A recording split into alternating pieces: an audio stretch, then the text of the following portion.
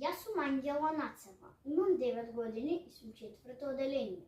Денес ќе ви раскажам книгата Човекот од другата страна од Ури Орлев.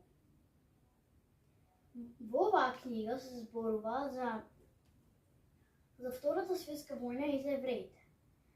Главни ликови во оваа книга се Пан Јозек, Марек, семејството на Марек, очувот на Марек и неговите баба и дедо. Настаните во оваа книга се случуваат во Варшавското гето, во куќата на баба му и дедо му на Марек и во неговиот дом.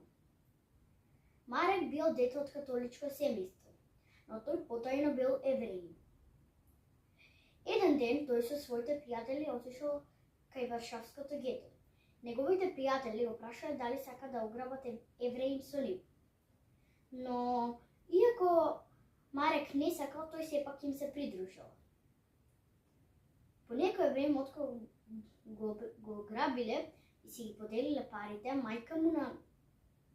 мајката на Марек дознала за тоа. Еден ден Марек видел еден повреден евреин. Тој го спатил и го однел кај баба му и дедо му. Евреинот им рекол дека се вика Пан Јозек. Од тогаш Марек и Пан Јозек станале пријатели.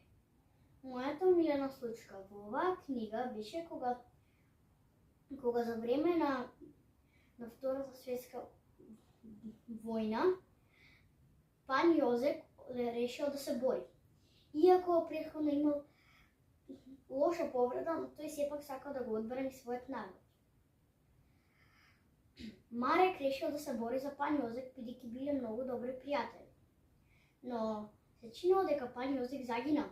Но доколку сакате да знаете дали навистина загинал, тогаш прочитајте Човекот од другата страна од Ури Орлев.